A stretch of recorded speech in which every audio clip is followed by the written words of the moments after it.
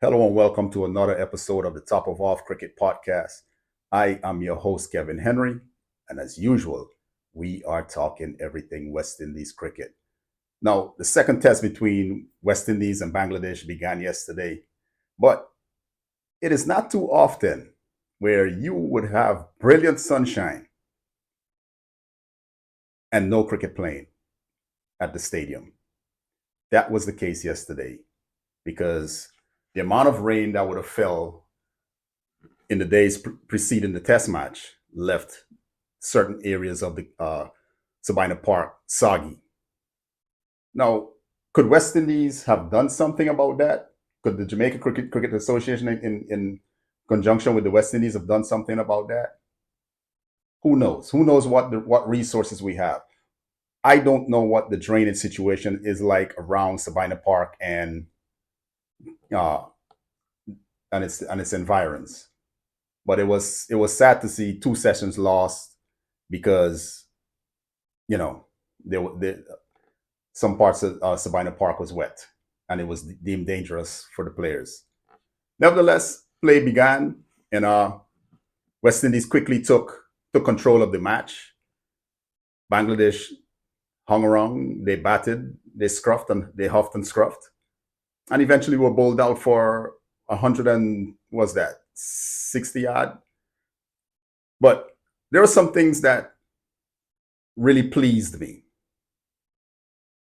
The old dog still has some fight in him. The old dog being Kimar Roach.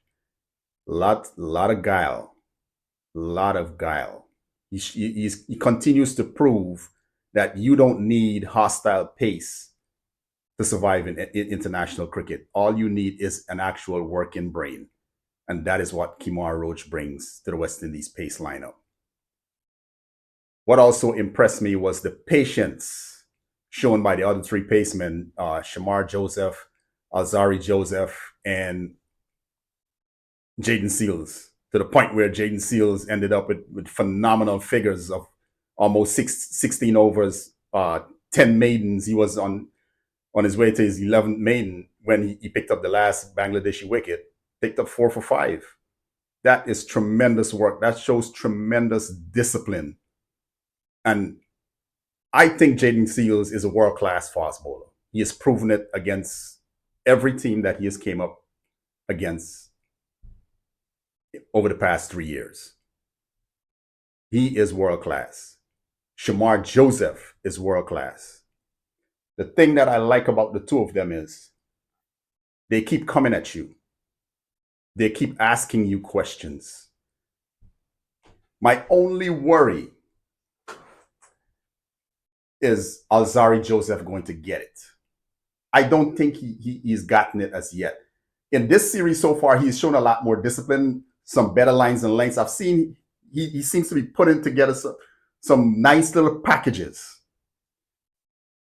So maybe Alzari is coming into who we would like him to be as a West Indian fast bowler, as someone who should have been the spearhead of the current crop of West Indian fast bowlers. So maybe he's getting there. It's not all about the wickets, right? It's about those little packages that you keep putting together. And over these two matches, over these 3 innings, he's done some really good things. So I'm starting to like that. I'm really starting to like this Alzari that I'm seeing currently. My real worry, is what happens when Kimar Roach decides I've got to wrap it up. What happens if Alzari or Shamar or Jayden Seals goes down injured? Who is the next man up?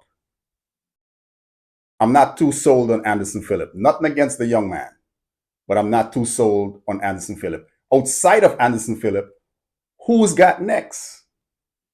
When I look around West Indies first class cricket over the past few years, I don't really see anything that we can say, okay, you're next up, slot in seamlessly, go to work. I don't see that paceman. And that is worrying. But it is what it is currently in West Indies cricket. I continue to tell people West Indies cricket, currently the West Indies first class system is not fit for purpose. Some people argue with me, and I ask them to show me how is it fit for purpose. Because it seems like we're hoping that we're going to produce these unicorns, and we're just not. One of the other things that I keep telling people is the coaching at the lower levels has got to get better. Because we can't keep blaming Andre Coley and Phil Simmons and whoever would have coached the West Indies team before on Darren Sammy, and that's not their job. Their job is not to coach at the international level. I can't coach you during battle. You understand what I'm saying? I cannot coach you during battle. I have to prepare you for it. It is the job of the territorial teams and the age group teams and those coaches to coach those players properly and give the Darren Sammys and Phil Simmons and Andre Coley a good product. Anyways, I'm jumping off my soapbox on that.